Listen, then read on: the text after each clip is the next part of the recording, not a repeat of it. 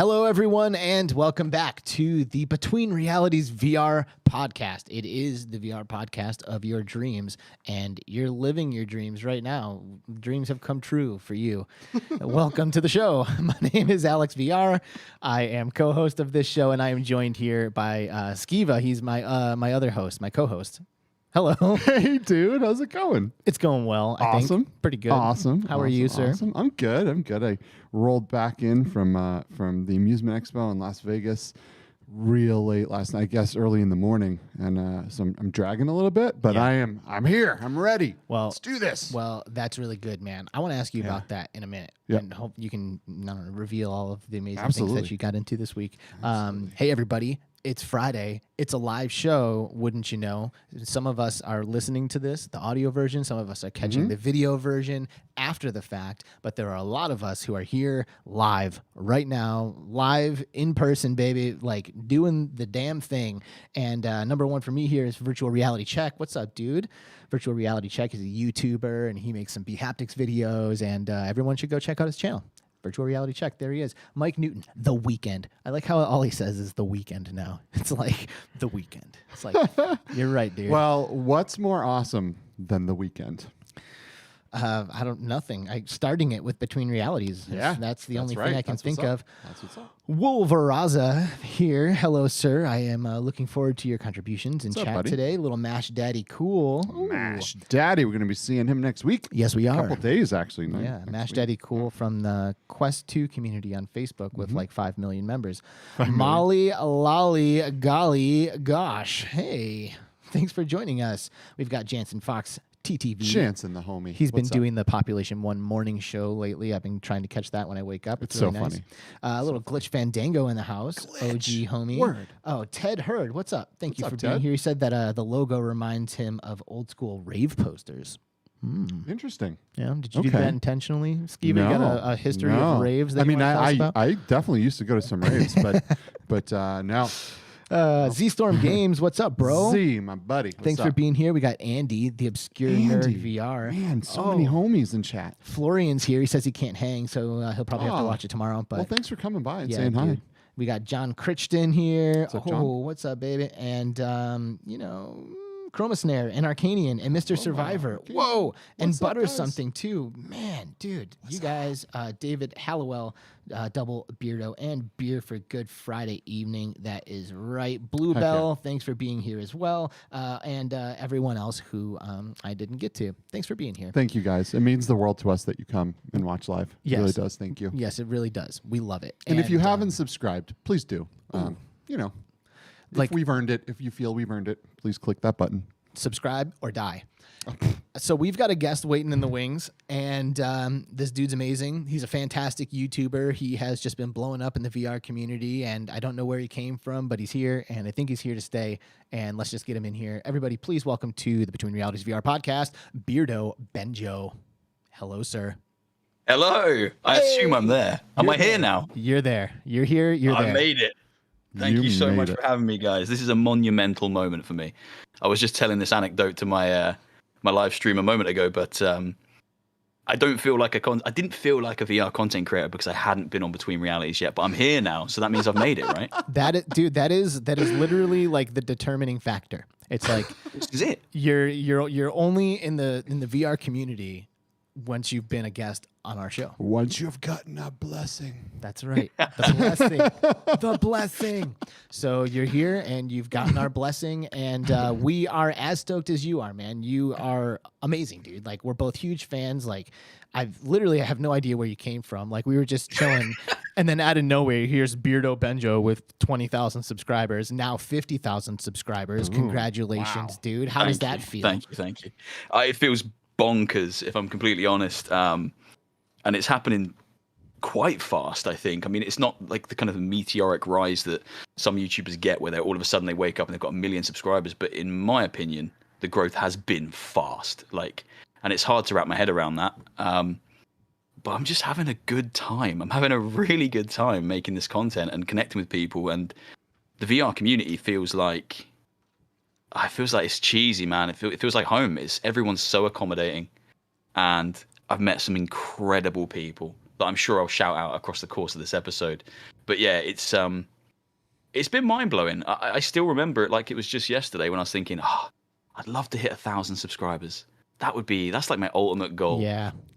And that feels like it's just it's crazy. It's crazy. Wow. Well, what an awesome community we have.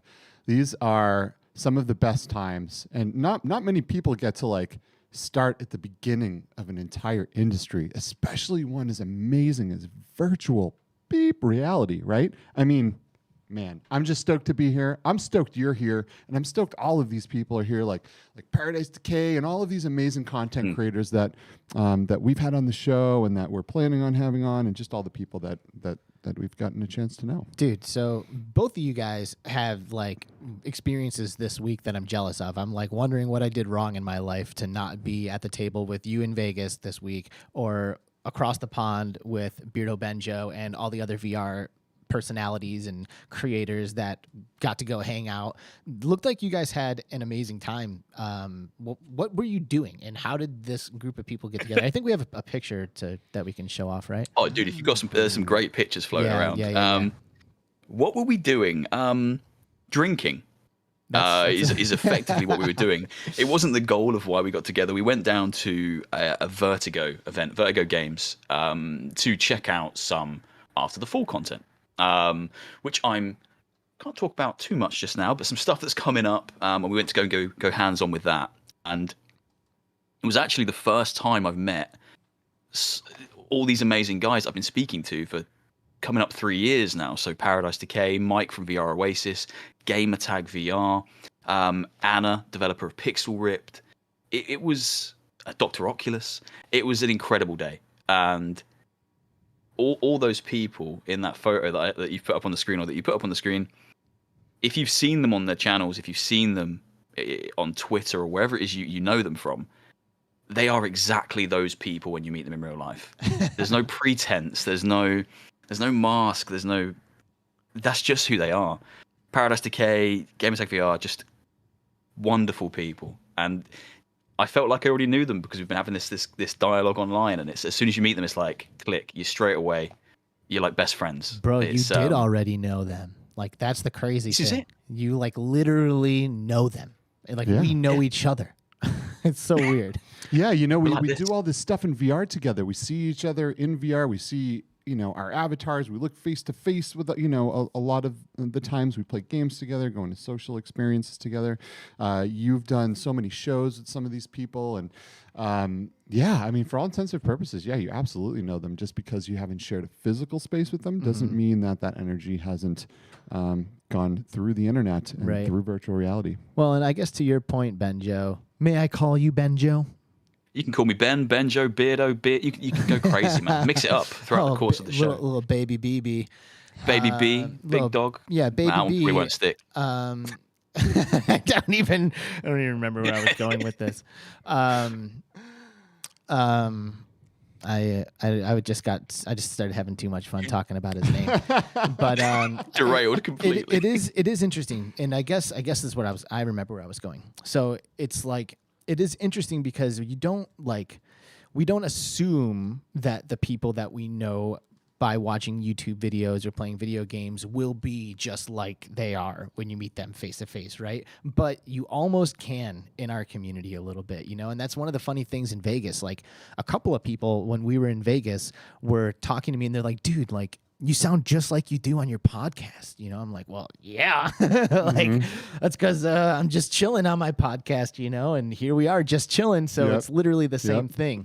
Yeah. And, I think that's a really cool aspect, and it's probably not the case in every circle that's out there. You know what I mean? 100%. I think we're lucky. I think we're trained to assume that a lot of these people, bigger channels, influencers, let's say, bigger gaming channels, have a persona that they bring to the YouTube game because that's the persona that's found them success. So it's kind of who they are dialed up to 11, or in some instances it's just not who they are. So I think you're right. I think in the VR community there's still that level of, we're humble, where it still feels small. It still feels tightly knit. It still feels like a family unit rather than this sprawling thing that the kind of the YouTube anyway gaming space is. Right. And I think that means we're all bringing our genuine personalities to the table.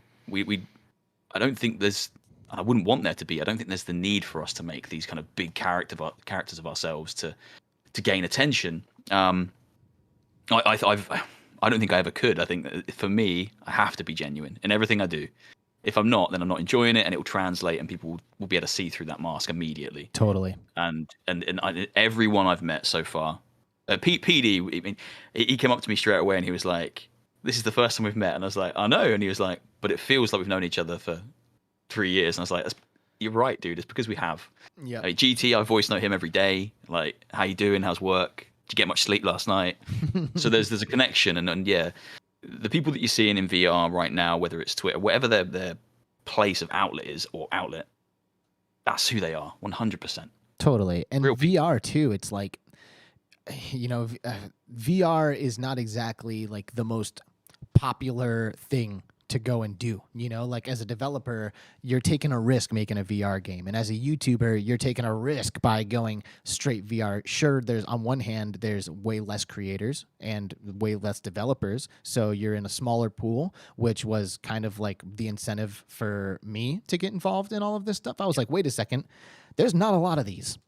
I'm going to be one of them. And that's why I got involved. So a lot of it comes from this like genuine, authentic passion for the thing that we make content about. And therefore the authenticity of the personalities just goes right along with it. We're not 100%. making videos because we think they're going to get billions of views. While that would be cool, we would go make a prank video in Fortnite or something like that if we wanted it to like hit the algorithm. You know what I mean? So Exactly. I think that our genuine love of the stuff that we're doing is a part of all of what you're talking about right now, and the authenticity of the personalities just kind of comes along with it.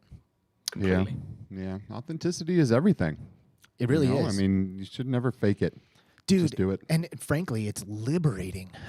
Yeah. It's so Yeah, for liberating to just be like, you know what? I'm me. And that's all there is to it. And if you don't like the way I talk, or you don't like this, that, or the other thing, then I don't know, maybe I shouldn't be a creator. We'll see. But it is really about expression. Like it's important for us to be able to express ourselves comfortably and naturally. And, Benjo, I was watching your stream earlier, and you were talking about like work, or like the expression, like if you do something that you love for work, you never work a day in your life. And then you basically just like upended that. And you're like, no, actually, if you do something you love for work, you never stop working. You work forever. Never stop working. Yeah. The lines blur, and it becomes this like, you just want to keep doing it.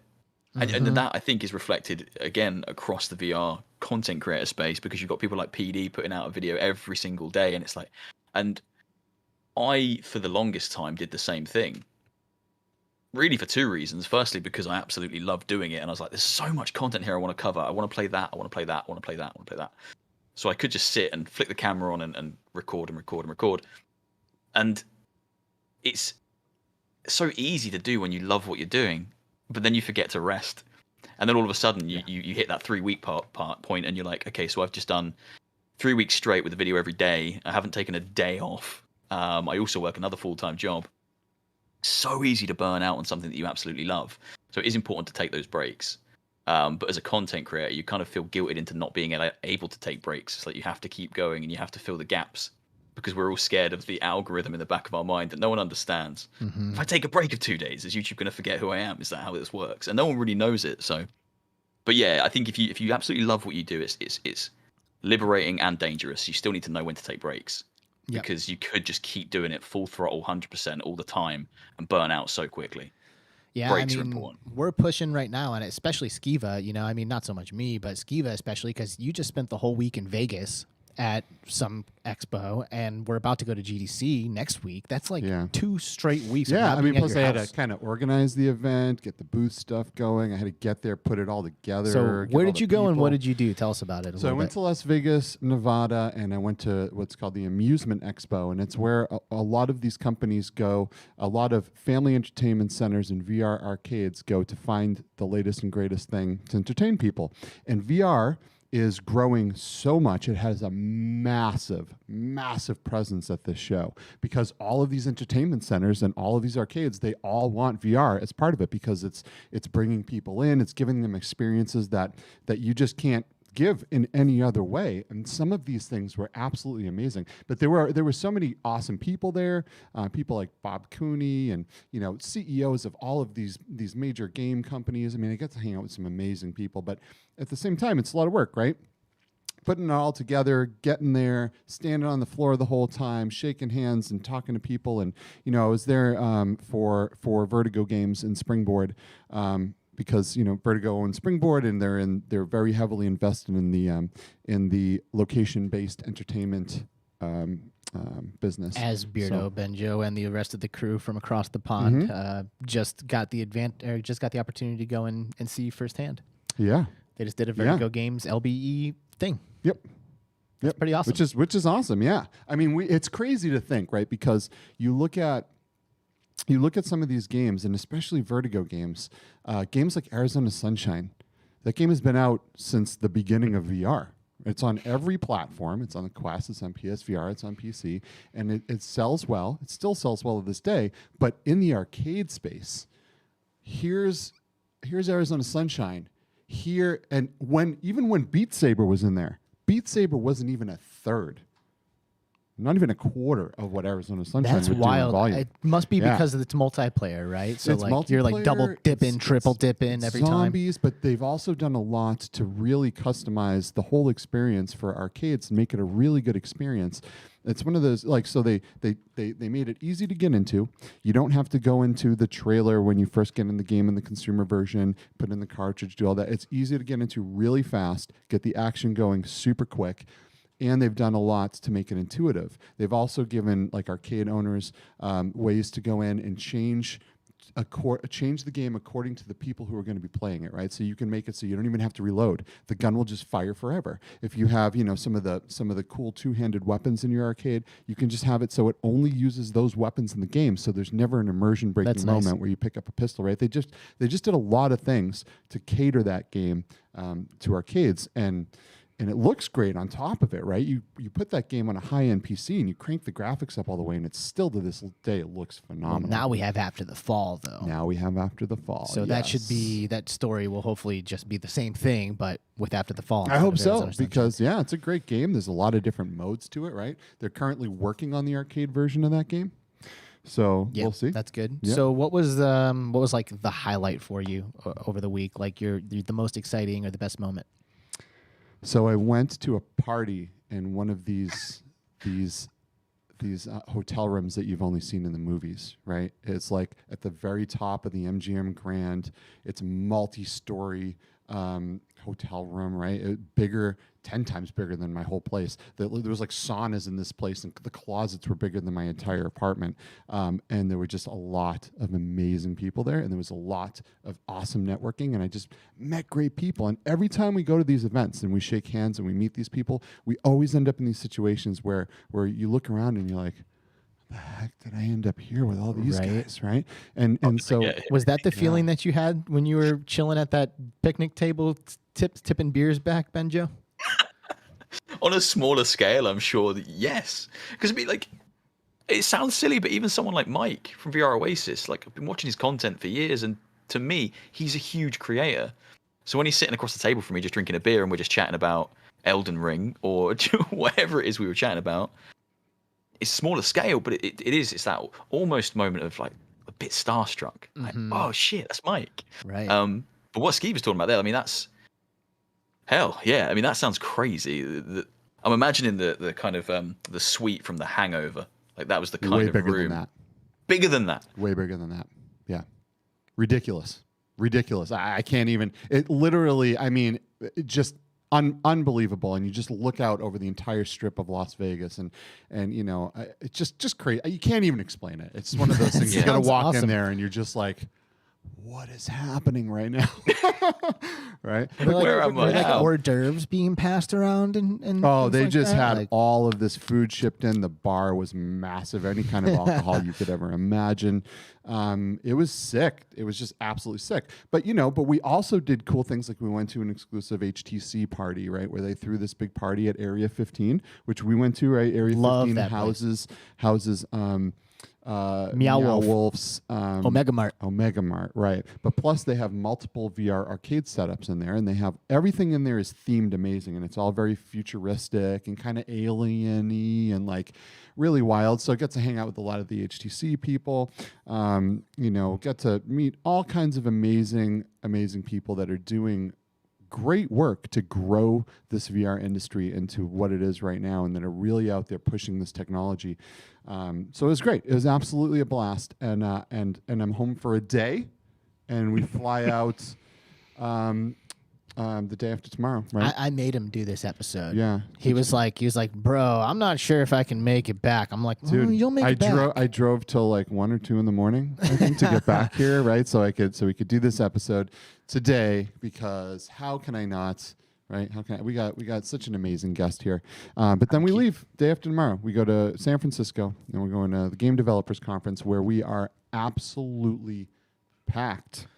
We got a lot to do. Yeah, because we're going as Upload VR, right? We're gonna upload. We're gonna interview all these people. We're gonna try all the games. We're gonna bring all kinds of content for everyone to enjoy. So keep an eye on Upload VR's YouTube channel, because it's all going up there. Yeah.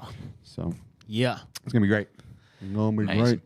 It is going to be great. And I mean, we say this every week, but like going to these in-person events really is like the thing. Yeah. It's like the thing. It is what you do. Like, it's what we do anyway. It's like we're going to be at every single conference, expo, event that we possibly can, because every single one of them is pivotal and an insane amount of fun. Yeah, for real. If you want to do something and be a part of an industry, you got to get out there and you got to meet all the other people that are part of that industry, right? And shake hands and get to know everybody, because networking is everything. It's everything. It's just great. It's so much fun. It's stupid. Yep. It's exhausting though too. So. How was the rest of your Cosmo Dread stream today? Didn't go particularly to plan. I was kind of hoping to get through at least one run, make it off the shuttle, get back to Earth, but I forgot how hard that game is. It is tough. Getting kicked my ass. Like, that was probably the scariest that game's ever been for me. I can't remember ever opening a cupboard and there being a spider sitting inside the cupboard waiting for me. Yeah, that messed me up, man. Absolutely messed me up. Couldn't play that but game. then the inclusion of haptics as well, because I hadn't played the game since they dropped the haptics update, and that takes it to a completely different level. I love that game. I love that game so much. Obviously, I'm always looking for my horror stuff, and I think Cosmo Dread sits there as probably one of the very best horror games I've played in the last couple of years, VR-wise. I think a lot of people said Resi 4 was kind of the best, but I kind of don't count Resi 4 as a horror game. I don't think it's a horror game. It's like an action-adventure game. I wouldn't say it's a horror game. Right. It's horror elements, kind of. Yeah. Yeah, Resident it's Evil zombies, 7, but it's not scary. that was horror, for sure. Resident Evil 7 was terrifying. 7 is But insane. not 4. That was definitely Not 4. eerie, but not scary. Yes. Things like Cosmo Dread scare me to death. And when you add in haptics, forget it, man. Like Phasmophobia, when the ghost can touch you and breathe on you, forget it, man. I am out. I'm chucking that headset across the room and I'm running. Dude, Forget it. the most scared I have ever been in VR is Propagation VR. Oh, that game is terrifying. Like, I don't know what it's kind of silly because it's a wave shooter. Like, you're not even exploring a haunted house or anything, but it's just the ambiance, the sounds, the graphics. Like, it is just that perfect combination that triggered my fight or flight way realer than any other VR game I have ever played. I get that. I mean, I think Propagation does so many things really, really well, and I can't wait for the hotel to follow up. That's gonna be great. But Propagation for me, like, it nailed that feeling. Like, because you're fixed to the spot, that's kind of terrifying in itself. It's kind of that claustrophobic feeling of if something runs at me, I can't run away. Like, I'm stuck here. I have to let it get towards me. And often you'd be focusing on one particular thing. One zombie shambling towards you, and then when it's too late, you hear a little noise behind, you turn, and the thing is either already there, or it's sprinting at you at full pace. And it's those moments that completely ruined me. But I think Phasmophobia is still the scariest game I've played in VR. It is terrifying. And I think for me, it's only because it's the sound that plays when you walk into a house. You know, when you transition from the outside bits and it sounds normal, and then you go through the threshold and you go into the door, and then you get that kind of like, it's like a low frequency. They get all of the aspects correct, right? You walk in and the house inside is extremely realistic. You get those ambient sounds. You hear things happening in other rooms. The lighting is terrifying. Everything about that game is a big nope for me. It is good. And when you're like running down a dark hallway away from a thing that may or may not be on your heels, it really does capture that feeling of like being a kid, like running from like the dark room, like, you know, like running like up the stairs of the basement or something. Cause like you just feel it closing in on you, you know, like. Yeah, and now with haptics, it can touch you. It can breathe on you. Yeah. It is terrifying. And, you know, in propagation, like you were saying, how like you're stuck in that one spot. There was an older game, I don't know if you remember it, called the Brookhaven Experiment. Brookhaven Experiment, yeah. I feel very like similar, propagation actually, is like the new gen version of Brookhaven spiritual Experiment. successor. Yeah, for sure. Yeah, I think that was one of the first games I played when I got my PSVR back home. I mean, PSVR was the first VR headset I owned. Same. I remember getting it back home, setting it up, going onto the PlayStation Store and being like, right, I need a horror game. I want something scary, because that's what VR's for, right? I want to feel terrified. And I think Brookhaven Experiment is the first thing I picked up, and it just immediately I was like, oh no, I don't like this. That was good. Have you ever done Affected the Manor? That is like jump scare city. Like propagation was like the most like fight or flight I've ever experienced, and maybe Resident Evil might be the most fear I've ever experienced, but Affected the Manor got me to like audibly shout out more than any other game I've ever played. Like, you just like all of a sudden the girl just like boom, like flies up on you so fast, and just like little things like that, man. That's like scary. That's like a Halloween time game for me, right? Because it's a haunted house. There's not a lot to interact with necessarily. You're going through this house to have the crap scared out of you, right? That's the whole point. There's no, you can't fight back. It is like going to a haunted house at the circus or something. It's exactly like that, but it's in VR. Again, that was the first game I bought on my Quest. When I got the Quest, I was like, right, horror game. Let's find something. Affected straight in. Wow. That was your first Quest game? Jeez. Yeah. I always go for the horror stuff. It's the first Quest 2 video I made on the channel. Because I was tinkering around with it. And I was like, how easy is it going to be to make content on this thing? So that was my kind of trial. And I was like, I'll get a horror game. I'll get some spooky horror game. And I think I filmed myself on my phone. And it destroyed me. It is just jump scare central. It is. It's subtlety. Very well done. And the developer's a super, super nice guy, right? We got to hang out with him at like VRX or something. And Alex Moretti is the CEO of Fallen Planet Studios. And he's a good dude. That's another one that eventually will get haptic support. They've got everything. It's just a matter of time. You know, the game that caused me to scream, and I mean scream, and I remember it was like I remember I played that game at like 1:30 in the morning, all by myself in my basement. My family was asleep, and Rush of Blood. Oh, nice. My God. Yeah. That, they do some jump scares in that game where they wait for you to look in a certain direction, and things won't advance until you look that direction, and then something is just there ready to make you poop your pants. So it's a masterclass. It waits for just long enough that you think, oh, maybe there's nothing. Maybe nothing's going to happen. Maybe this is it. It's chill. And then it comes, and then there's the girl here, and she's grabbing onto the... I hope that game I've completed most horror games. I didn't complete that game. Really? Oh, interesting. Yeah. I pushed myself through that one because it was so good. Oh. Yeah. It got the roller coaster part perfect, right? Most people, if you put them in any kind of a roller coaster experience, it's going to make them motion sick.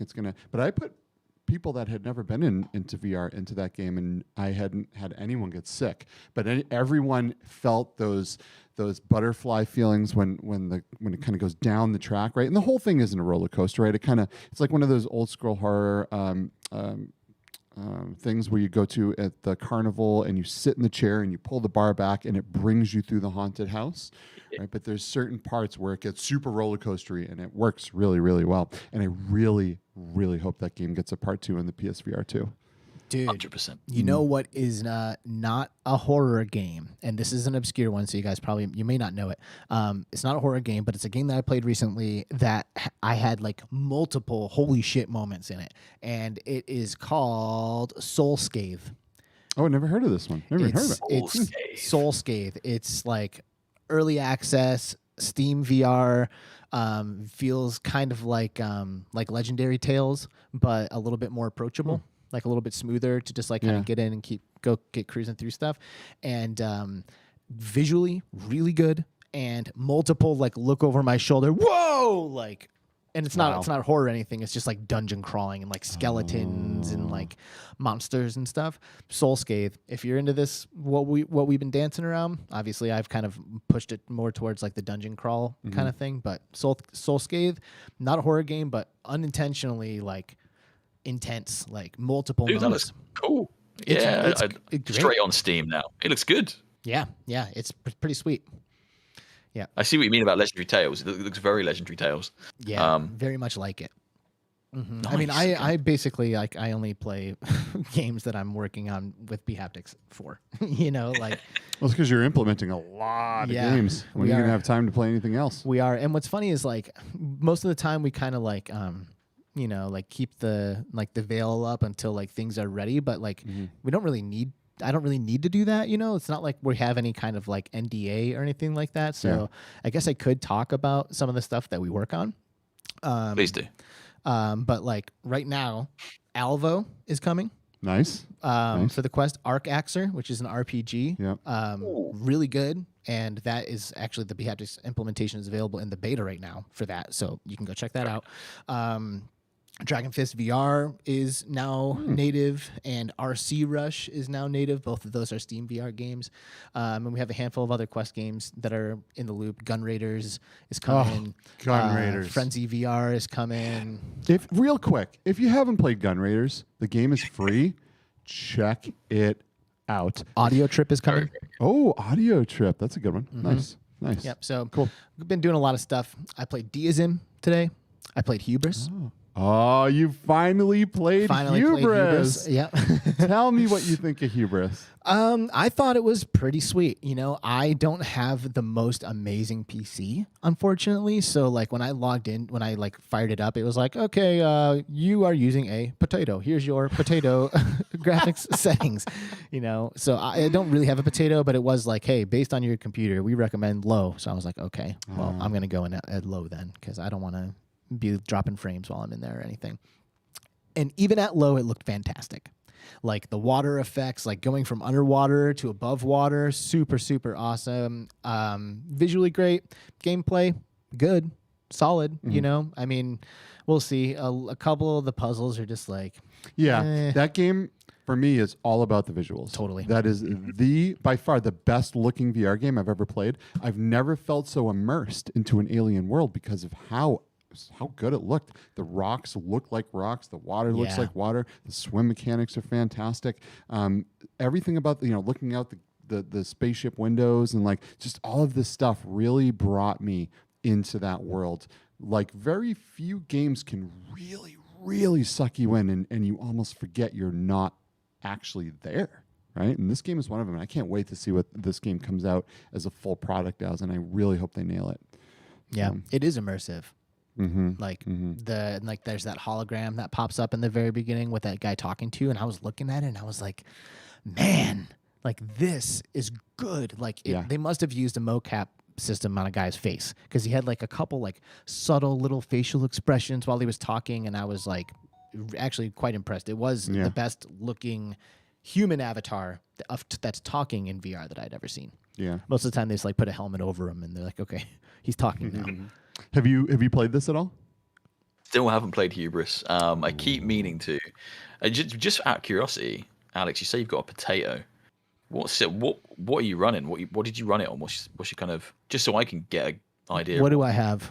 You have a 1070, I believe, with I think it's like a little bit older generation of an i5 processor. No, it's an i7. Yeah. Oh. I can't remember. What do you have?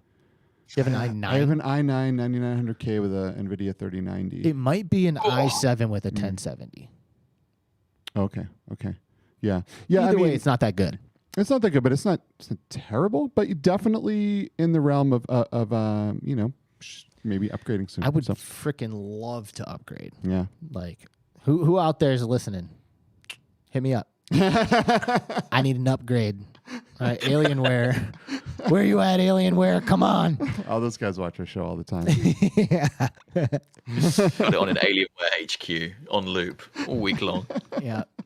I really want to play Knock. Like, I haven't found an opportunity, or I guess I should say I haven't prioritized it. Yeah.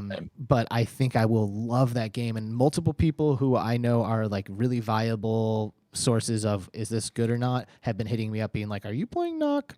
Yeah, Bro, it's getting it's good. a lot of attention, man. Short Stack, that's all he's playing right now. You know, I play a lot of games with him, and right now it's all knock. And it looks good. It's high on my radar to try out because, like you say, I've had a lot of people whose opinion I really respect have said it's absolutely stunning. I heard from GT today that there are some issues in terms of it running cross continents. So if you're playing, if I played with you guys now, there seems to be some kind of issue where it isn't running great if you're playing across countries. Yeah, that's which tough, is right? From jumping in kind of worldwide, because I think in the testing period, we could obviously organise, me, GT, Steve knows, us guys in the UK, we could have just played it, but it wouldn't have given a kind of a true representation of the state of the game until I can jump into the world and see how it holds up.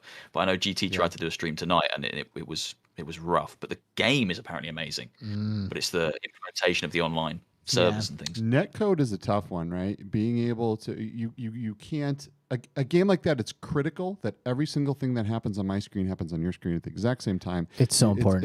It's very competitive and can really ruin the game if things aren't exactly the way they should be with that netcode. And this is a brand new game from a developer that I don't know what they've done before this. Half and half. Half and half. Normal VR is the name of the developer. Yeah. So, I'm sure they're going to dial it in, right? Might take a little bit of time.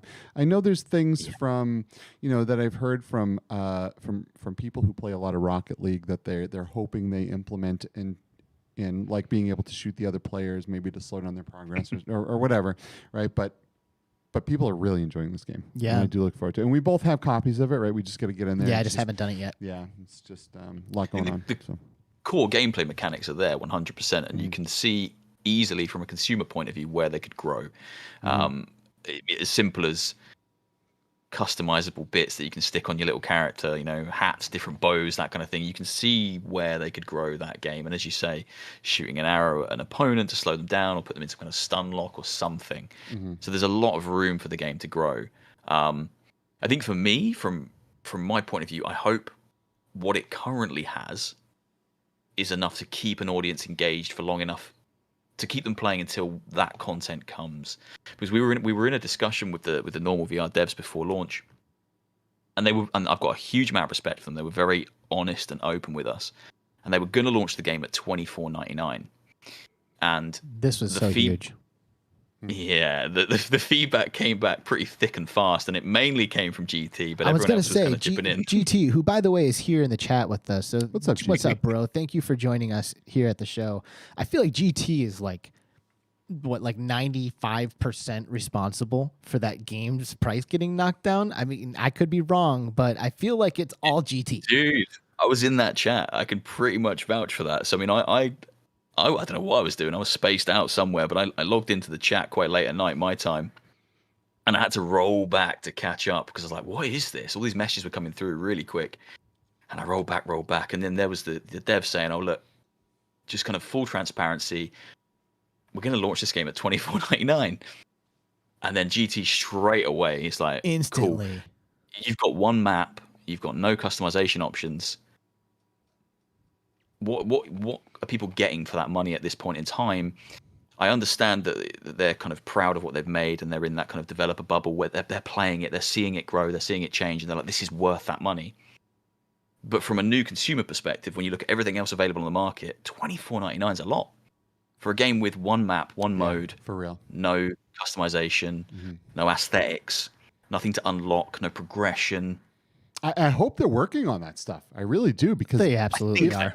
Yeah, and because this kind of a game could make them, if they do custom skins and all of these different customizations, and they make that game free to play, and then and they charge for seasons, or like, they could make a killing. Well, and the thing that makes games like Rocket League really addicting, and I mean, first you have to start with good physics. Right? Let's just get that out of the way. If the physics have to be amazing, and that is what Rocket League just shines at more than like any other game in the world, is the amazing physics behind that game. Like, if you put a controller in the right pair of hands, the stuff they can do is just mind-boggling. Like, they just fly around the arena like effortlessly, but in the hands of a noob, like, you can barely move around. Like, the skill cap is just astronomically high, and it's a result of having such a good physics system driving the whole thing. So you have to start with that, and it looks like Nock has done it with their arrows and how they hit the ball and shoot it around. Like, it looks like people really enjoy that. The thing that keeps me playing Rocket League is my rank. The silver. Oh, I'm silver 1. If I keep going, I'll be silver. I'll be gold 3. And it's like watching your rank rise and like getting that glory of being in platinum, of being a champion. Like, that is what makes people play the game every single day. And I haven't played it yet, but it looks like Nock is doing this. They're like, I saw some people being like, oh, I'm in silver now. So I think that's a really, really good thing. Physics are there, and the ranking system. Yeah, I don't think the ranking started with the I don't think it started, but that was effectively my contribution to the you need to change the price chat was kind of twofold. It was firstly, first impressions are super important. You only get one shot at a first impression, and if your first impression is a game that's $24.99 and there's no content, you're already alienating a huge portion of the audience. So $9.99 and the promise, so $9.99 and a roadmap is far more appealing from a consumer's point of view than $24.99 and stuff's coming at some point. But the second point I made, which was very similar to what Alex was just saying, is something like Halo Infinite. The multiplayer aspect of that game was completely free. You can download it, you can play it now. But the audience, or a huge portion of the audience, still found plenty of things to be angry about and complain about and want from that game, because people inherently want progression. They want to feel like their time that they're investing into the game is working towards something. And I think in Nock's current state, you're not really working towards anything. And whether that is an unlock, even if it's a new hat or a bow or a color for the bow, it's that little breadcrumb trail, isn't it? It's like, come back tomorrow, get your daily anything. And I think if they can implement that alongside the core mechanics, which apparently, as I haven't played it yet, are absolutely stellar, it's a winning formula, because it's a simple enough game that anyone can jump in and play, feels good to play, and there's reason to keep playing it. If you can nail those three things. 100%. And look, they can get there. They can get to the $25. Like, look at Blast On, right? When Blast On first started, great game, but it didn't have the content that maybe a $25 game should have, right? So they started at $10, and you were able to get it at like $7, like 6, 2 weeks out of the 4. And they worked on it, and they worked on it, and they made all the things happen that people would expect from a game at a certain price point. And then they raised the price, and everyone's still happy with it. Everyone is more than happy, I think, to pay $25 for a game like Blast On, because it has all the things now that it needs. But so you can start at a lower price point, and you can kind of get your game to where it needs to be. And then you can bring it up. And this game could have a very bright future. I mean, I've watched a lot of. I see Short Stack here on the chat. I've watched a lot of Short Stack playing this game. Right, he plays this game religiously. Go check out his channel. Check out some of his Nock content. But this game could be huge in esports. Like, this could be absolutely massive. And we're seeing a lot of really good things happening in esports right now. We've done a few shows where we've worked with Val, the Virtual Athletics League. I'm an esports fan. I know, Alex, you're an esports fan, right? And this game could absolutely crush it. And speaking of Val, real quick, they are currently in taking investments, I believe. So they are kind of growing their their business right now. So if you are also into esports pretty heavy, this might be worth looking at, right? Maybe and they head just on over. added like 10 different VR content creators to their like squad, you know, like Val, like, I don't know, like Awesome Squad or something like that. You know, and there's a bunch of great creators in there, like Rose, EXO. I don't know her name, but Rose, the Beat Saber player, is in there, and LS Toast, like the best Beat Saber player in the world, is up in there, and Julian, Techman Jew, and a bunch of people. And before we go too far, I do want to just kind of like really drive this thing home with this knock price point. It is honestly amazing how Gamertag was just completely kept it real, was 1 billion% authentic, and shifted the needle. Like, dude, great job. Like, amazing job. Like, first of all, keeping it real and saying what needs to be said, even though like developers are like giving you free codes and all of that. You know what I mean? Like, you did not pull any punches, and you told them exactly what needed to be said. And in doing so, confidently and fearlessly, you moved the damn needle. Like, you literally changed the price of a game on the Oculus Quest store. Well, you changed the price, but not only did you do that, but you made it so this game will be successful. Because if this game came out at too high of a price point, it would have been left in the dust. Right. No one would have ever played it. But now there's an opportunity for all these people to get involved. Hashtag influenced. Yes. Influenced. Influencers. Launching. You are an influencer, bro, and it's not just GT. And I mean, obviously, here this is like evidence. It's like boom, right there. The proof is in the pudding. Like, the guy put out a video, boom, they roll the price back. Like, whoa, amazing. And I'm sure there's other people who contributed to that conversation, but GT moved that needle, and he's not the only one. Like, all of us, if we are able and willing to just openly express our opinions on these things and do so confidently and fearlessly, then we will see the changes that we want to see in this community and in this industry, you know. And now people are scooping up Knock at $10 because of a YouTuber, and that's just mind blowing to me. It's incredible. I think it's the most important thing in the world is if you're an influencer, and I hate the term, but if you are an influencer and you have a platform,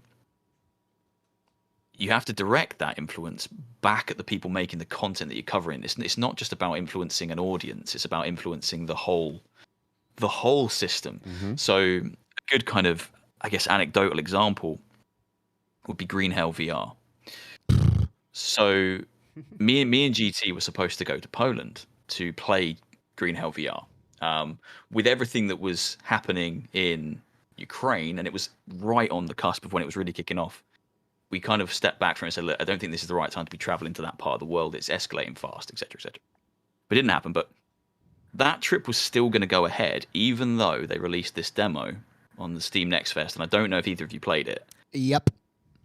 I didn't, because I saw people like GT and their opinions, and I was like, nope, not getting even bothered. I played it. So they dropped the demo to me and GT early, and I think a few other people had it. And they said, hey, look, you can make content. It's embargoed to this day.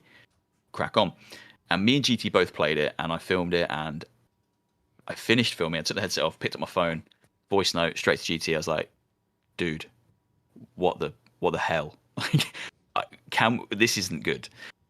And I think both of us instinctively at that point in time went straight back to the devs and went, guys, don't release this demo, because in its current state, if you put this out there for the public to play, they're going to play it, and you've killed the hype for the game. Yep. And I think there needs to be an honest discussion here between us and you and the audience to say the game ain't ready, and it needs to go back to the oven and cook. And me and GT were throwing feedback back at them for 2 days, saying, please don't release the demo, please don't do it. They obviously did release the demo. More people played it, and the majority of people's opinions aligned with what both me and GT had said in our videos, and that's that it was just poorly optimized. I mean, I don't know what systems they were using to test the game. I mean, mine is, I've got 2080 i7 9700K and about 32 gig RAM.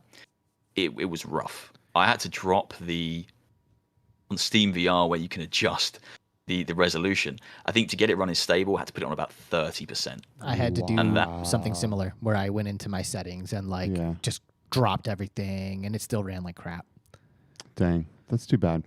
That's too bad. You know, people in all industries, in all businesses, look to the people who know about the products that they're releasing for input and for influence to help shape their product into the best thing it can be, and to not have it get smushed by by terrible performance and things like this. So it's really important that everyone be honest with the developers, but also don't be mean, right? You got to be constructive.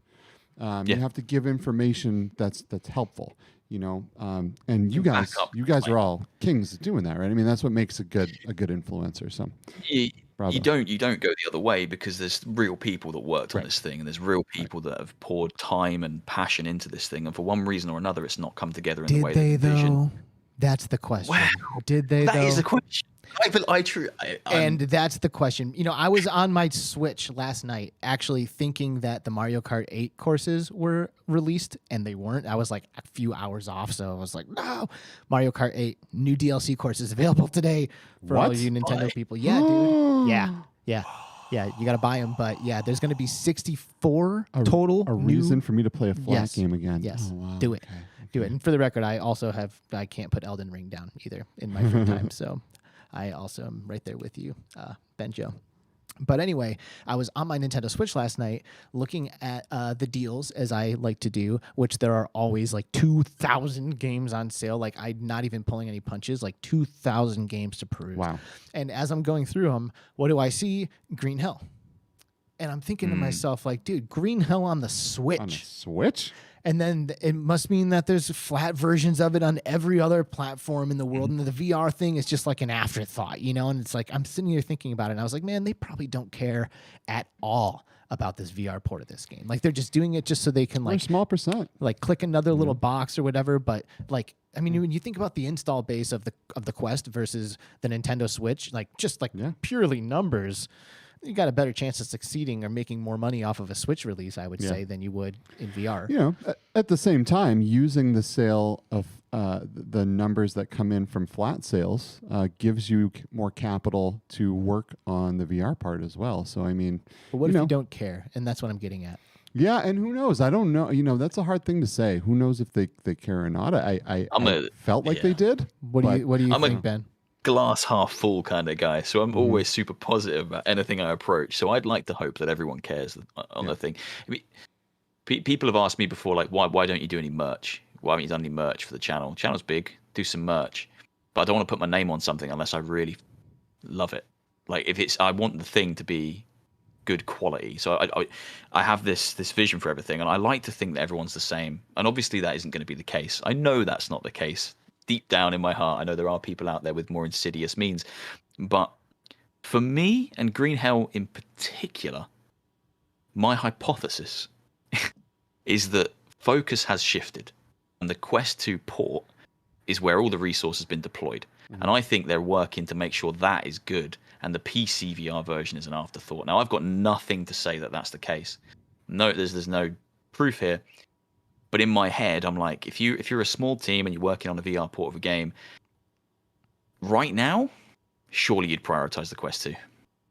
If you're after money. If you want to make a living, that's where the install base is. That's where everyone's playing VR. I mean, there's, more and more people are getting into PC VR because Quest has kind of become that gateway drug, and they're like, ooh, wait, there's more, there's better than this, right? But it all starts right now on mobile VR. So you got to put your Beardo Benjo. You've infected our chat with your disgusting bots. Oh, what? Bro, did I bring the sex bots? How dare you? Like, this was. I invited them. I didn't think they'd come. Like I'm sorry, bro. This was this has never happened here. This is a Between Realities first, where we have someone that's so popular that sex bots follow them to our channel and wind up in our live chat. That's got to be like an actual person, right? Like, is it just like, do they just follow your, like, is there a human that like control? How do they do that? I think it's a robot. It's got to be right. Around. They're so determined. Dude, to get you to click on that link, see the hot boys and girls. You can't be surfing the black web on your YouTube machine. You know, like you got to have like a separate computer for all of that stuff, man. Like you got to like either like, you know, maybe an Android device on the side. Just use the incognito mode on my phone, I guess. Yeah. I mean, incognito ain't going to save you from these bots, bro. You know what I'm saying? VPN on there. I'll be like, thank you, Paradise Decay, for taking care of that and handling that. Wipe your computer, change your name, move to a new country, and get a different computer the next time you start visiting all those naughty, naughty sites. You'll never stop me. You'll never stop me. I'm too far gone, bro. Oh man. That's pretty funny. Yeah. Oh well. That's pretty good. So anyway, Green Hell sucks, and hopefully they fix it. Yep. For real. But you know, you gotta give the people, you gotta give these companies your honest opinion, and I'm glad you guys were able to tell them that they shouldn't release the demo, and these companies need to listen because for real. Because it sounds crappy, and they gotta listen through the mud. Right. Because people like you, Benjo, and people like GT, Soul Fox, some of these people, like all these people play games all day, every day. This is what we do, right? Like if there is ever an expert in something, like this is how you become an expert, and you should listen to the experts always. If you want to have a successful product, you got to listen, you got to take the feedback, and you got to sometimes make uncomfortable decisions and change the game plan a little bit so it ultimately benefits your product more in the long run. So, well, and you know, like it might seem like you're taking a risk by like saying the thing that you think they don't want to hear. Yeah. You know, but you're helping yourself as well, because not only are you being authentic, you're now being respected by everyone around you because you're being authentic and you're telling them the things that are hard to say. When, you know, it's like if you have like something stuck between your two front teeth, it's like the dude who says, dude, you see that thing between your teeth? Get that out of there before you go on camera. You know, like there's a lot of YouTubers out there who won't call out the thing between their teeth, you know, so it is important. And it's better for the devs. It's better for the community. It's better for the YouTubers and the content creators and everybody. So better content, better ecosystem. Yep. And I mean, like, it's honestly taken me a while to kind of like come to that kind of realization, because when I first started doing this, I loved VR so much that I didn't care what you were doing. If you're doing something in VR, you're my friend. Like, I love you, you know, like, yeah, okay, yeah, this game is not as good as all these other ones, but it's a VR game, and these guys are doing VR, so, like, they deserve my respect and adoration and all of that stuff. And it's taken me a while to kind of, like, take that step back and be like, okay, I can't just, like, praise and love everything that's VR, like, because there is a distinction between the quality that can be made, that should be made, to ensure that we're having the experiences that we want to have. And the experiences that are worthy of the time and the money of the people that are purchasing these things. I mean, I worked in a video game store for 12 years. So I was like front lines serving people games. And I think that experience and that time taught me a lot of things. It was one of my favorite jobs, one of my favorite industries to be part of. And during that time, you learn that, I'm talking English currency, but like £20 to me might be very different to £20 to somebody else. £20 could be, it could be all that person has. They can buy one game for the next 4 months, and that choice has to be something that's going to be worthwhile. So in that scenario, in that job, it was always kind of trying to steer people towards, they'd come up with some piece of shit game, and I'd be like, well, okay, you don't want to buy that because you're going to be coming back tomorrow, and da-da-da. So you try and steer people to the good experiences because you know that they're going to get the most out of it, because you don't know what that money means to that person. And I brought that mentality with me into content creation. And I've played a bunch of games that I've sat and played for 3 hours, filmed loads of footage, and literally just sat back and looked at the footage afterwards and gone, I can't put that up there. That's awful. And then I'll just go to the dev and be like, here, check this out. This is why I didn't publish this video. These things need to be fixed. And then it's on them to decide whether they want to do it or not. But I ultimately, and everyone in the VR community ultimately, wants these experiences to be as good as they physically can be. So us telling these devs that these things aren't good is because we want them to be good at some point in the future and be worthy of people's money and give us more meaningful experiences in VR. Surely we all want great VR content. We want it to be like flowing every week. But we have to try and stop the ones that aren't that aren't great and ship them back and send them back over and say, guys, this isn't ready. This isn't ready for the mainstream. Totally. And it's really, really awesome that you are like considering like the value monetarily for a lot of people. It's really hard for us, people who are in our position, I think, to kind of remember that oftentimes, because I reach into my pocket for a game like once every 6 months or something. Like most of the time I'm just getting them handed to me, and I just have like this insane library of games on my Quest. Like if you just gave my Quest to some random Quest kid, he would lose his mind when he saw my library. Like it's amazing. It really is. Every game ever. It's amazing, and I feel so grateful awesome. to have that kind of situation. And for me, it's obviously less the dollar amount, and for a lot of other people it's less the dollar amount and more their time. The time is more valuable than the $20 on the game. It's like you have from the time that you put your kids to bed at 9 p.m. till midnight when it's too late for you to wake up for work the next morning. You got those 3 hours. It's like, what game are you going to play? It has to be engaging. It has to be good. It has to scratch the itch, and like they're not going to just, people like that aren't going to have a library of games like mine. They're going to have 1 or 2 games regardless of the price, and that's what they want to spend their time doing. So, the value has to be there monetarily, sure, but like, is it worth my time? Like, is it worth me playing, spending 6 hours of my life going through this campaign? Like it has to be good. It just has to be. 100%, man. I think we only get one shot down here, and I don't want to spend that time playing shitty games. Ultimately, at the end of the day, I want to play stuff that I come away with feeling excited and feeling invigorated about the tech, because we're all super excited about this tech, and we want it to grow. We want VR to succeed and far exceed where it is right now. And it always kind of hurts when a new game drops and you chuck it on and you go, oh, are we doing this again? Are we back here with is this what we're doing now? Okay, all right. And I think that's kind of the experience we had with Green Hell VR, and we walked away like, oh, come on. Things have moved on since that level of interaction in VR games and that level of performance in VR games. We can do better. Totally. It's been proven. There are games out there that are absolutely incredible, and some of them are made by one person. Cosmodread, the solo dev, knocking it out of the park. Seriously. Like, and at that point, it's hard to be like, oh, I'll forgive him, because you've experienced better and you've seen it. So, yeah, it's a bummer, man. Like it's actually like it's almost like a double-edged sword. It's like bittersweet in a lot of ways, because to your point earlier, the first impression is so important. Like that first experience has to be phenomenal, and if it's not, that game might fall flat on its face. And I know that there's a handful of people out there who still play Larcenauts, but that game did not get its potential. You know what I mean? Like that game came out and it was like, oh, is this going to be the hero shooter in virtual reality?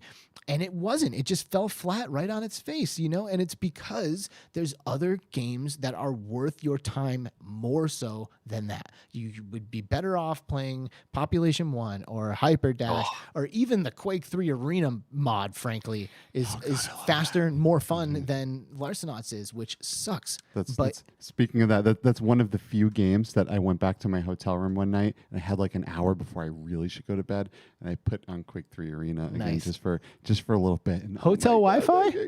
Yeah, but I just kind of went through the solo campaign and just played the bots, right? But that game is so good. If you have not played Quake 3 Arena on the Quest, I'm gonna say it's one of the best shooters. It is so good. Dude, this sounds like an exaggeration, but I promise you it's not.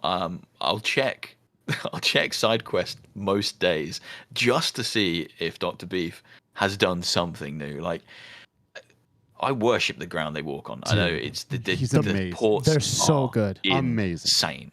Yep. And I mentioned it on the Cosmodread stream.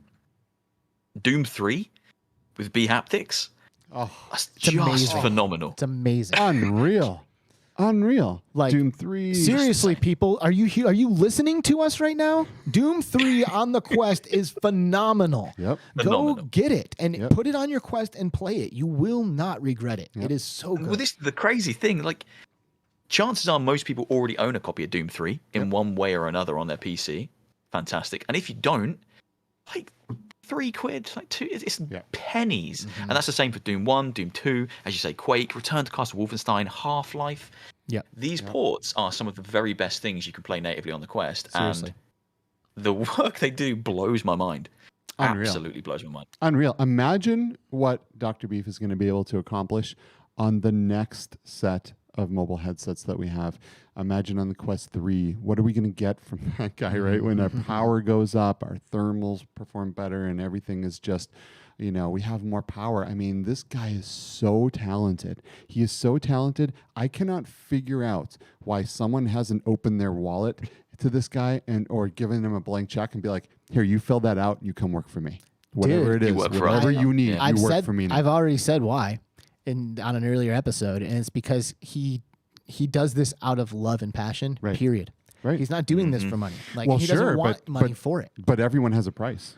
Well, maybe. I'm sure. Right? I'm Just sure. saying. I'm sure he has a price, but for the most part, I think he's got his job and he does that for work, and he's cool with it. And then in his free time, he makes these Dr. Beef ports, and like it's just so much easier when you don't have to worry about anything else. It's like, no, I do this when I want on my terms. Nobody else is involved. No money's involved. Screw you all. I'm making sweet VR ports, and that's all there is to it. I really think that that's the attitude that they have. I think he's got a clear vision of where he wants to take it, and I think they actually shared a little while back a list of games that were kind of potential, like we might be able to get these games to work. So it's clear that he has games that he'd like to play in VR personally himself, Right. Because he loves VR.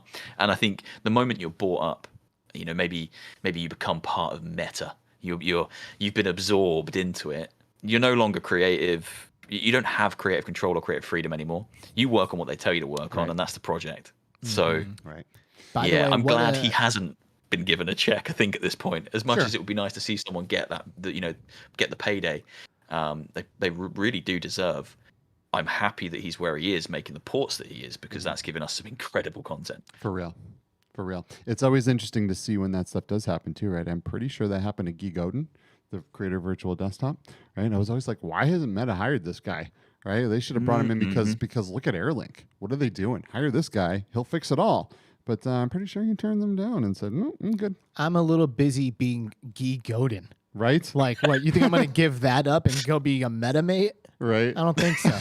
I'm Guy Godin. The Metamate. VR community worships the ground I walk on. I'm not going to change that. It's a perfect little situation That's I've got. talent. He has talent. He has been able to pull off things that you know teams of developers have not been able to pull off because This is he's got another skills. wake up. And Dr. Beef is the same. This is another wake up for you guys. If you're not using Virtual Desktop with your Quest and you have a computer, you are making a mistake. Yep. You need to get it and play VR games on your Quest wirelessly with PC graphics. Or even flat games, right? Or even On- flat games. Yeah, you hop onto Sure. Virtual Desktop, you know, get into Elden Ring that way, maybe, right? Or just, you know, you're doing some video editing, creating documents, whatever it is. Having a massive, almost no latency connection to your machine in whatever environment you want to be in, with whatever size screen you want to be in, is just so amazing. Dude, by the way, What- Ben, I wanted to get your thoughts on that Larcenauts thing because I saw you react, but I didn't get to hear you say anything about it, and I am curious what your thoughts are. Yeah, it's another example of a game being sent out to die because feedback that was there and the feedback was flowing. Like It fine was flowing. wine. It was. Like it was. I saw it coming from again. GT, Nathy, Mike, Matt from everyone was giving the same feedback, and it came out anyway. And the issues weren't fixed when it came out. I remember we were all in some play tests, playing it, and I remember the moment I was like, okay, this isn't great. And that was the second I started sprinting. Yeah. And all of a sudden, my Yes. hands weren't my hands. You know, my arms weren't my arms anymore. Yep. And that is the most disorientating and just offensive thing you can do in a VR game is take the player's hands away, take the control away from something, because then all of a sudden you're not the player. You're not in the game. You're not immersed. It's a movie. You know, you become completely detached from it. So when we started running around, I was like, oh, this doesn't feel good. And I understood when they told us why it was like that to a degree, but I still know it needed to change, and I still gave the feedback, much like everyone did, and said we need something better than this. I didn't return to Larcenauts. I gave it the benefit of the doubt, and I played it after launch because I didn't want to make a video until I'd played it publicly. because we had an opportunity to film it and play it with a bunch of creators before launch, which was nice. We had a good time. We had a laugh playing it. But I didn't want to create content using that, throw it up and go, Larcenauts is the best new multiplayer shooter. Because I've had this almost like fabricated fun time because I was playing it with guys I really respect and enjoy the company of. And I hadn't really seen the servers and what it was going to be like on launch day. So I waited. Launch day came. I jumped in. And I couldn't find any people to play with. It was me, and I bumped into Viper like 2 or 3 times. We kept finding each other in games, being like, "Dude, are we the only 2 people playing this game right now? What is going on?" And that was the experience I had on launch day. So that's what I recorded, and that's what I uploaded. I actually think I was gonna dedicate a video to it, and I ended up not. And I think I just did like a 3-minute, this game's not great review section in like a news video I did. Just touched upon it, but again, first impressions. You have to get it right because it's so hard to come back from that. And these are the guys that did Farpoint, which is like one of my favorite VR games. Seriously, Farpoint's so good. Incredible. And I really hope there's a part 2 on PS4. And here is the absolute insanity of all of it. Like, there is not a group of people more qualified to give you that feedback than the people who were. And they had no obligation to give you that feedback, right? Like you wouldn't sign a contract being like, I'm going to try this game and tell you all my problems with it. You reached out to them on your own volition to help them and said, listen, you really don't want to release this. Take it from me, someone who plays every single VR game and who has an audience of people who play VR games. You don't want to release this. And they took that amazingly valuable feedback from the most qualified people in the world to do it and ignored it. Yes. Yeah. It's like, dude, what is going on? It's a damn shame. It is. There are a lot of companies out there that pay a lot of money to advisors and consultants to get the same kind of feedback on their things, right? Yeah. And to get all of this stuff from such highly qualified people and throw it away is a damn shame. It's a damn shame. It just goes to show that some of these smaller studios and stuff, they just maybe they just don't know how to run proper business. Dude, don't mess with the VR community, man. You better take them seriously, because then otherwise GT is going to make a video about you and it's going to be a big deal. And then you see, then you have Knock, who listens to the VR community. They don't put that game out for $25. They drop the 10 to 10, and now everyone is just praising it. Like everyone's talking about how great it is. Yep. It's not that hard to do.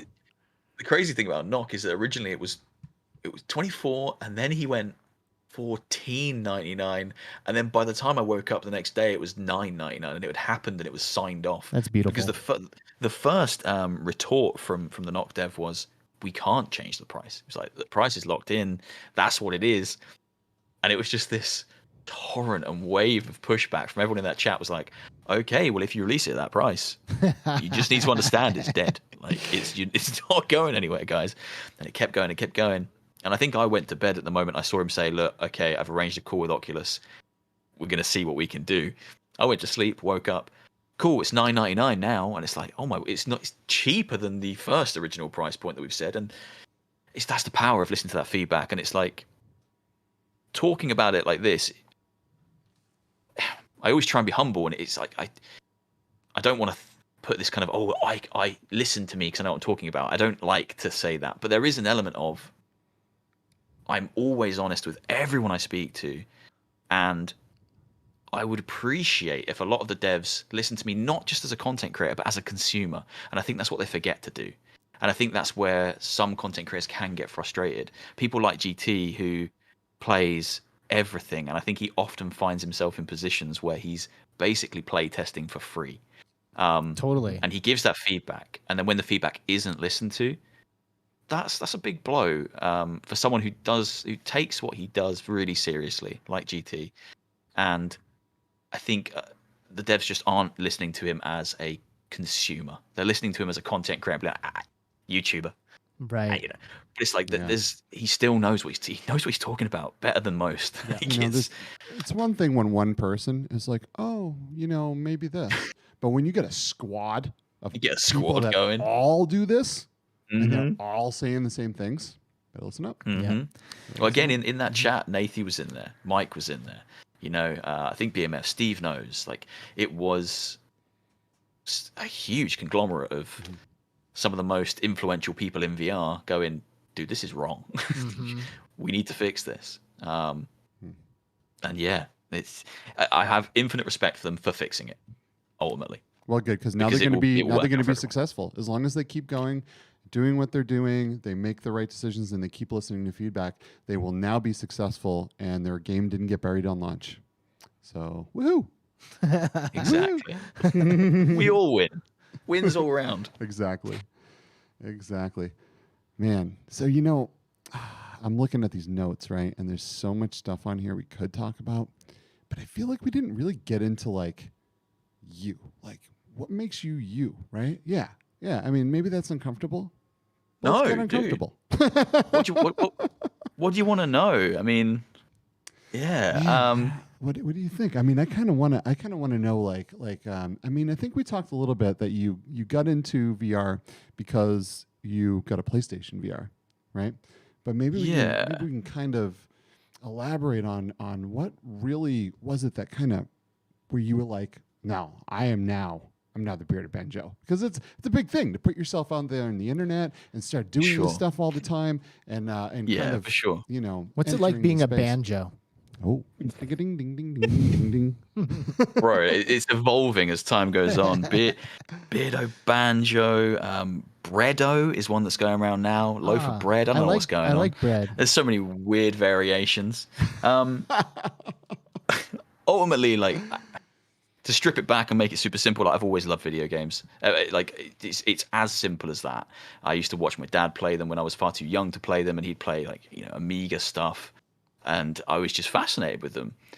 So the only job I wanted to do when I got old enough to do a job was work somewhere with video games. So that was a game store. It was a video game store. And I loved it. I just always wanted to be around video games, because it's the one thing that makes me, one thing I can just escape into. True escapism, Doesn't matter how crappy your day is. You disappear into a video game and it's just, you forget it all and you have the best time. So I knew I wanted to make YouTube videos years ago, like quite a long time ago.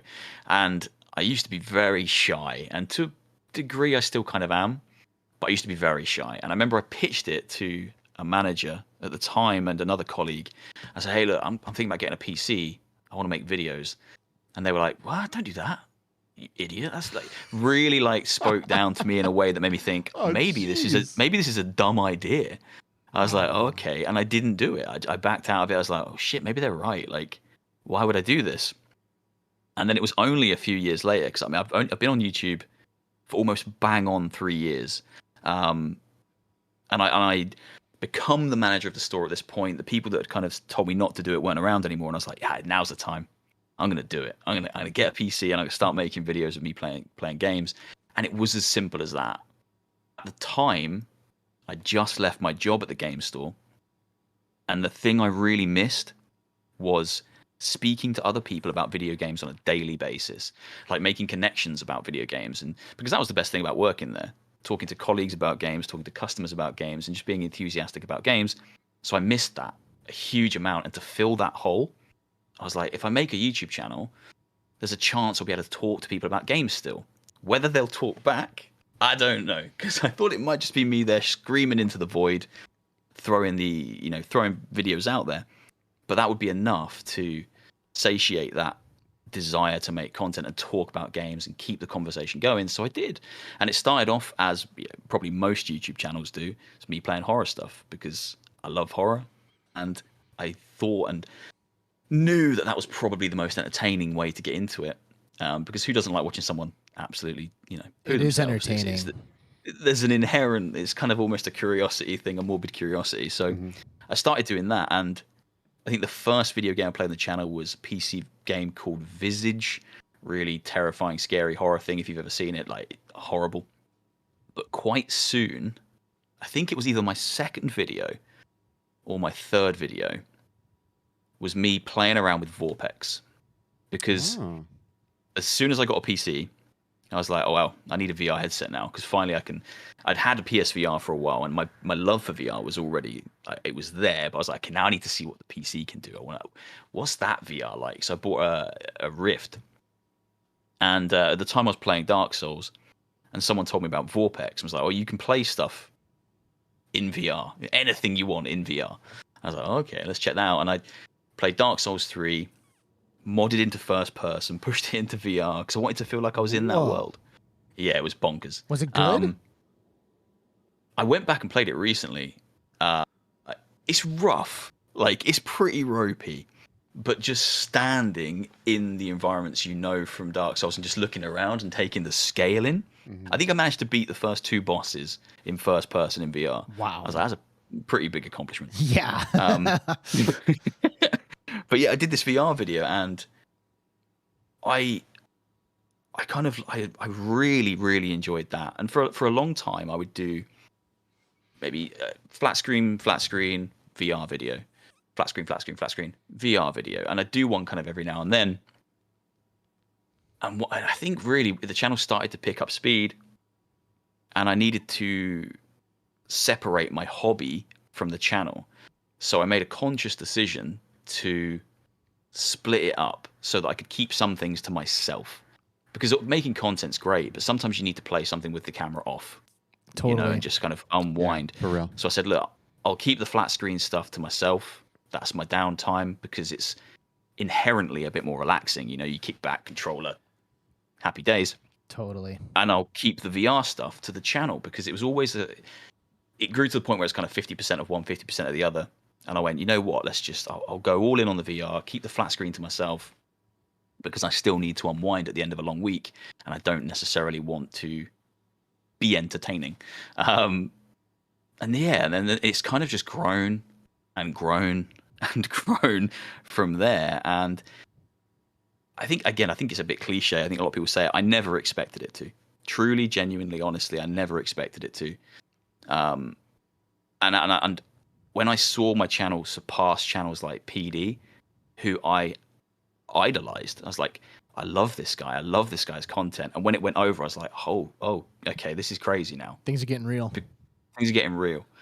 And there's been a few moments like that for me where I've been like, whoa, that's someone I watch myself. I love their content.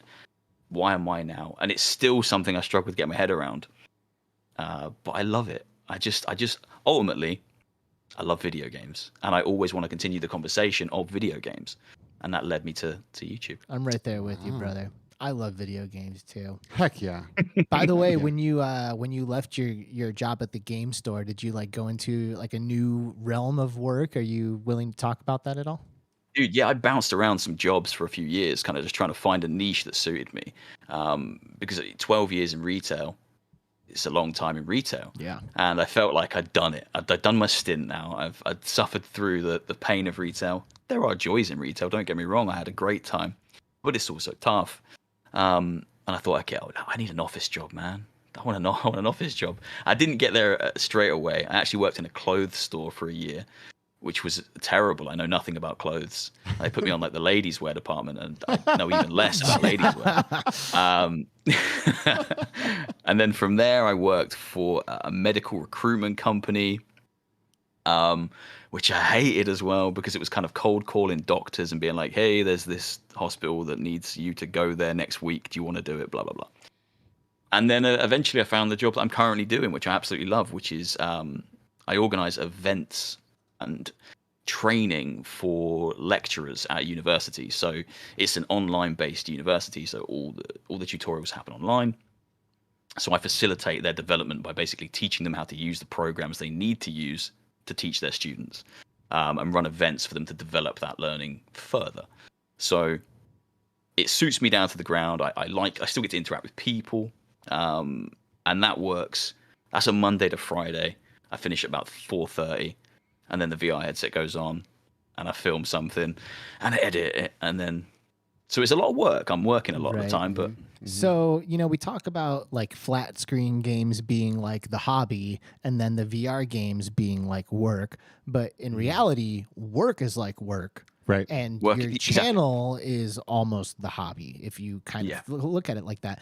Do you want to like keep that line You know, like we kind of talked about it earlier, right? Like if you work every day, you hate your life or whatever. You know what I mean? Like, do you foresee the YouTube channel growing to a point where you're successful enough to make money for it, or do something like Steve and I have done where it be like transition into the industry as a result of the things that we've been doing? Or do you like having a job that's like over here and then your video game world is over here? Well, I love my job, but I've loved other jobs, and I'm sure I'd love a different one if I had it. So ultimately, I think it would be great to come full circle. You know, I started with my working life within the industry in a way, selling the video games, and ultimately, of course, I'd love to end up back in a place where that was my job, because it's the one thing that I'm incredibly passionate about. So, yes, I'm good at my current job. Is it something I'm passionate about? Yes, to a degree, but not to the scale that I am with video games and with gaming and VR and tech and the future of it all and how it's all going to enhance our lives in the long run. And that's where my passion really lies. So don't get me wrong, if the channel exploded tomorrow, like and all of a sudden I could live off of it, the thought would go through my mind. But currently, I would still keep the other job purely because I rent the house that I'm in. And me and the wife want to buy a place, but I don't want to rock up to a mortgage advisor and say, hey, I make YouTube videos. Right. And they're like, okay, what do you make? Who knows? Sometimes it's okay, and sometimes it's nothing, and I have to eat pasta. But you want that security of a full-time job to get the mortgage and eventually move out, and it's that growth thing. But it's so hard to get a house in the UK. I'm sure it is everywhere, but my word, everything's becoming more expensive. Yep. Living is very expensive now. Just being alive in general.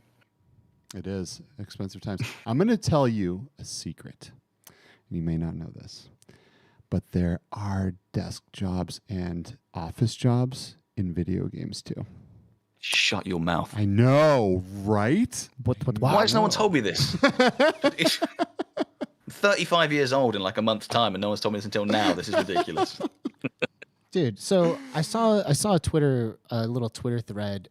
Sadly, it's Bradley, kind of, which, by the way, this like multiple things coming together for me to address this right now. But I'm wearing a Sadly It's Bradley t-shirt.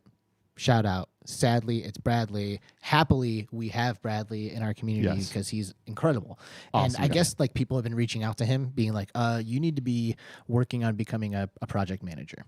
Like in the industry, you know, like, because obviously you know your shit. He needs to be in this industry. He is so smart. He could move this industry in amazing places, and I really hope he ends up there. Well, so do I. And here's a really wild comment that I'm reading from Paradise Decay. It says, between realities, I want to thank you, Alex and Skiva, for inspiring Sadly It's Bradley reaching out to the industry. You guys are forging the future of VR.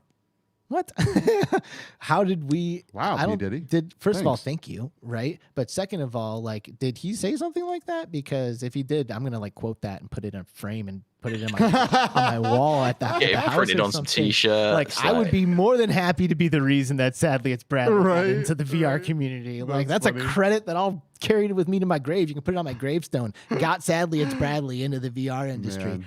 He's something else. I would never take credit for that. Is the joke I'm making here, because he's so amazing, you know. But that's really amazing for you to say, dude. And thanks for including us in that, because he's a legend. He is a legend. I've seen very few people that are able to kind of dig into what companies are doing and really kind of pull this kind of information that they keep so secret, and you know, because you got to, in business, you have to watch out what you let out, right? Because competitors want to know what you're doing, and they need to compete with your products, and there's a lot of stuff happening. But man, Bradley is able to really get in there. He understands the tech. He understands what these companies are doing. He knows the future of where things are going, and he's an amazing guy, and he's a good guy, and I just love him. Me too. I think he's awesome. He's amazing. Yeah. And PD says, he mentioned people like us for moving into jobs in the industry in his 100K subscriber video. Oh, dang. Wow. Which was like a long video. I think he like streamed for a couple hours. So that means the world to us. And he probably won't catch this you probably won't see this, but we love you, dude. Yeah, for real. I'm just going to say it to the universe. I think a lot of people don't... I mean, I can't even comprehend it, but the time he must put in to finding this stuff and pulling it out from Lord knows where, and people look to him as he is such a credible source for this stuff. It took me a while to really wrap my head around the lengths he must be going to. And I think I only really truly realized when he like burnt out hard, and he was like, I haven't slept. And we've that's recurred for him a few times where he's got into this point where he's done so much and then all of a sudden he's not slept, and it's yeah. $2 super chat flying in hot from Wolveraza. What's up, baby? Yay, Thank you so much. Bam, bam, bam. If I had our old soundboard, I'd be hitting the wrong button. It's coming back soon. He says, great show, guys. Benjo rocks the Casbah. That he does. That he does. I think that's a euphemism for something. I think the song "Rock the Casbah" was definitely a euphemism for something. Oh yeah. But yeah, no. Brad is he just comes across as such a genuine guy and works so hard. It does shock me that he isn't already a bit like the Dr. Beef thing. Like, why has someone already not grabbed that guy and been like, "Yo, you need to be working for us right now"? It's insane to me. That is insane to me, because when you can do the things that he has done strictly out of passion, right? Because a lot of these people in this industry and success stories like Bradley, he does this out of passion because he loves it so much and he dedicates so much of his time and his life to it. And how does a company not how are people not banging down this dude's door? Yeah, there's a fine line between passion and compulsion. Sure. And I feel like he is just compulsed to go for it. Like, there is no stopping him. Like, he needs to know that information, and he is gonna get it. Like, he is going to dig, he's gonna email, he's gonna root around, and he's gonna find it. He's just That's compulsive. so valuable to companies. If I was making some of the products that are happening right now, I would absolutely be bringing him in and going, you do what you do, and I'm gonna make sure that you live, a good, healthy lifestyle doing it. Well, there are people who are doing stuff. Yeah. And, we're doing stuff. People are moving to Atlanta right now, because companies are hiring people and stuff is going down. So this is a really exciting time for anybody who's kind of looking to shift into the industry, it's so hilarious. You were talking earlier about being an expert gamer and how that's a valuable thing. It's amazing that's a valuable thing in today's day and age. My parents are so pissed, they're like, oh my God, we told him his whole life that being an expert gamer would never be a viable option. And, and now here we are, expert gamers, getting involved and doing stuff, and I really do think that now is the time. I mean, it's been the time for a couple years, but the time's not over. Now is still the time to be involved. We're still in the beginning. And, if you go to a lot of these expos and conventions, you're going to see a lot of these companies and you're going to see them growing, and you're going to see this entire market starting to really pick up speed, in massive numbers. And there's so many people out there, and there's so many CEOs and company heads that all have the money that want to hire the experts to make this happen and to make their businesses flourish and succeed. So please do not think that working in this industry or any industry that you love is not possible. We've all done wild things to do the things that we love. I switched careers in my 40s because I had to be a part of this industry. I threw away all of the things that I did and my accomplishments and all that money I was making because I had this guy used to have some pockets. Do it. Just do it because there is nothing more satisfying than doing what you love and being a part of what you love. So, if you're out there thinking about how can I get involved in virtual reality and how can I make a career out of my gaming, just poke around a little bit. He's talking to you, Benjo. It's there. No, he's talking to me. He's talking straight to you. I'm like, wow. For real. Just go do real, it. I think I'd like to hope that maybe my generation and the generation that's coming up now, really, that's who I'm really thinking about. The young kids that are coming up with VR now and coming up with gaming now and seeing that these things are viable, not just viable hobbies, but viable jobs. Hopefully, we're going to start to see the end of.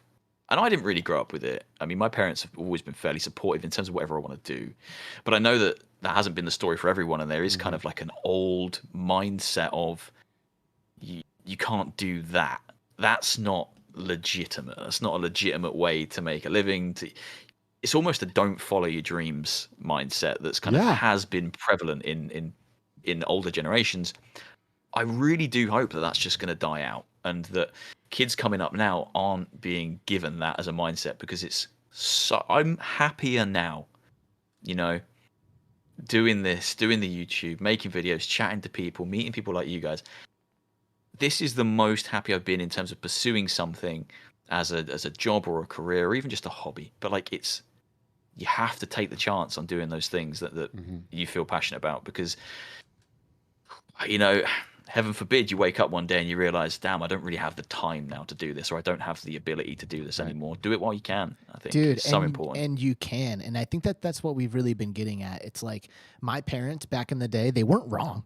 There was no viable path for me to become an expert gamer. At that time. Right? At that time. Yep. None. That's right. But today's day and age is completely different. There are huge industries within industries that exist now that never existed. Like VR YouTube, think about like fishing YouTube or climbing YouTube or like soccer YouTube, like those are huge communities of people who, have become soccer experts, started a podcast, got a bunch of sponsors, boom, boom, boom. Now they're making a living talking about soccer every day, so the world that we live in today with, people having TV studios in their houses and TV studios in the palm of their hands. All you have to do is look at your hand and you're making content, like it's amazing. And we live in a world where you absolutely can go after these dreams and you can find a viable path to use your passion to get you to a place where you're living a life that's not only paying your bills, but fulfilling in so many ways, like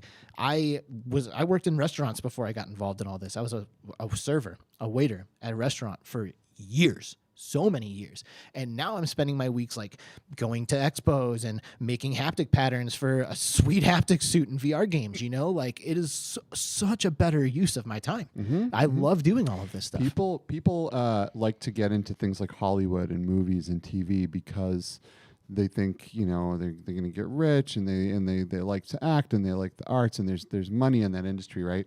Video games are starting, it's dwarfing Hollywood. There's more money in video games right now than there is in movies. So, I mean, think about that and think about what that means for what you could do for a career. So, do you know that Pokemon is the largest grossing single franchise in the world? Wow. In the world. That's amazing. Like, I mean, if you like combined all of the individual franchises within Disney, it would be bigger, but that's like Mickey Mouse is one, like, Pirates of the Caribbean is one, like, they're all separate. Marvel, but Star Wars, Pokemon, things, boom, like sitting strong right at the top as its own IP, makes more money than anything else. Yeah. Wild. The time is now. It is. The time is now. It really is. And the time is just about now to end this show as well, unfortunately. I've been thinking about just letting it go, but we really shouldn't. I know. It's a bad. Let it go. I know. Well, I saw PD earlier. PD in the chat earlier was like, "Can you please keep Benjo for an extra hour?" That's the hardest thing about like hopping on a call with someone, and we have such amazing people that come on our show, and Benjo, you're absolutely one of these people, and I just want to talk to you forever, and it's hard to ever end these things. It just is. And just to keep it real, really what it comes down to is we appreciate and admire and love our audience so much. Like you guys being here with us, like especially during the live show, like participating in chat, being a part of this is incredible. And I know that there are so many of you who are just loyal and dedicated and like you'll be here. You know what I mean? And that means so much to us that to ask any more than 90 minutes out of your day, in my opinion, is just like a little crazy, like 90 minutes. Like we've been here together for 90 minutes. Like, am I really going to ask our audience for any more than that? I think that's a lot to ask. Yeah. You know what I mean? Approaching 100 minutes now. It's so easy for us to do this. You've already done it. That's it. Yeah, I guess so. It's easy for us to do this. And I know sometimes it can be easy to listen to this kind of content. But at the end of the day, I don't ever want this to be like a chore. And I want everyone to kind of know, hey, if I set 90 minutes aside, I can watch Between Realities, or I can listen to Between Realities. So we should call it. But self-control, man. I respect the self-control. But keep dude, it contained. We could hang out all day. Like we could just do this for like the next 5 hours, That's it. and then maybe someone throws a headset on, and now we're playing games together. You know, like we could just keep going. But 24-hour Between Realities live stream. When? Come on. yeah, you're onto something there. Cool. Yeah, But I'll tell you what, cool. man, this what we're saying right now, it just speaks to our community, dude, and it speaks to how mutual passion and authenticity are the only things that are required for true, real, lasting friendships, in my opinion. And here we are. 100%. Authenticity, mutual passion, and boom, we're going forever. And dude, it means so much to us that you made it happen. You came on Between Realities. I jumped into your live stream like, hey, I'll see you in 45 minutes. And you were like, okay, I'm sorry. Yes, I'll be here. And you were here. So it's awesome, man. And it means a lot to us. And we love you. We love your content. We love the VR community, and we're happy that you're a part of it. Mate, I'll echo all that back at you. Thank you so much. Honestly, I watched the show and it's an honor to come on. I honestly wrote a tweet that said, I'm not a real VR content creator until I've been on Between Realities. And I didn't send it, but I felt like doing it. I was going to at you, and I was going to like, this could be them. I could kind of trick them into bringing me on. And then you approached me anyway. And I was like, oh, I didn't need to do it. But no, it's a pleasure and it's an honor. And it's been a great time, man. It's been good to chat to you guys. Hopefully we get to meet up one day soon. Yes. And see each other face to face. Dude, I mean, if crazy. you take our advice, bro, start going to things. And if you do, we're going to keep going to things, and we'll see you. And we're going to have an amazing time. And we got one little super chat flying in here from Traveling Man, 37.75. Ooh, it's $5, baby. Woo! Here's some gas money. Might get you a gallon. If you're lucky, yeah. Yeah, not Great even, show. but thank you, because that is needed. Thank you. Well, yeah, the vibes have been way too good, and it does hurt to pull the plug. But, that's the duality of life, man. It's like grief is the price of love, and here we are. So Here we are. say goodbye to Beardo Benjo, everyone. Dude, thanks again, man. An absolute pleasure. No, thank you. You're the man. We'll see you very soon. Take care, guys. Bye-bye. See you later. Bye-bye. And he's gone. Boom. Yeah. That was easy. It always is. Easy peasy, dude. It always is, especially with amazing people like Beardo Benjo. Yeah. So Yeah. Yeah. I mean, what notes? Who needs notes? You know what I'm saying? So thank you guys. Thank you for being here. Thanks for staying a little bit later with us. I know I took 10 minutes to explain that I shouldn't be taking 10 extra minutes, but I did. And here we are. So thank you for joining us here in the live chat, everyone. And thank you for catching this replay on uploadvr.com, as well as on your favorite podcast place, Audible or Spotify or iTunes or whatever. We are going to be in San Francisco next week. correct. For GDC. We will be. We'll actually be on a plane coming home during the show time next Friday. Yep. So it looks like we're going to go 2 weeks without an episode. Correct. Yep. We're going to take next week off so we can kind of go and get some of the amazing things that are happening in the industry and bring you guys some content on the newest games that are coming. Interview some developers and some people that are making things happen in VR. And you'll be able to find that stuff on Upload VR on their YouTube channel and on uploadvr.com. Yep. So. Yeah, be watching out for that. So no show next week, but the week after, we will be back with Steve Knows, who we've had on the show before a couple times, season 1 and season 2. But man, I just love Steve so much. Yeah. And I'm just so excited to kind of see what he's been up to. We had so much recently. fun with Steve Knows when we first had him on the show that we were like, dude, you're coming back every season. We're like, we're going to have you. There's going to be a Steve Knows episode every season. And he did for season 1 and 2, but season 3 and 4 just booked up so much and so fast. We just had to kind of keep the variety coming in. But we have a great opportunity to have him back. And it's been long enough now that we should have some new things to chat about, I think. For sure. Yep. So Steve Knows in 2 weeks, and GDC next week. Yep. Watch uploadvr.com, watch Upload on YouTube, and watch us on Twitter. We love you. Have a great weekend, everyone. For real.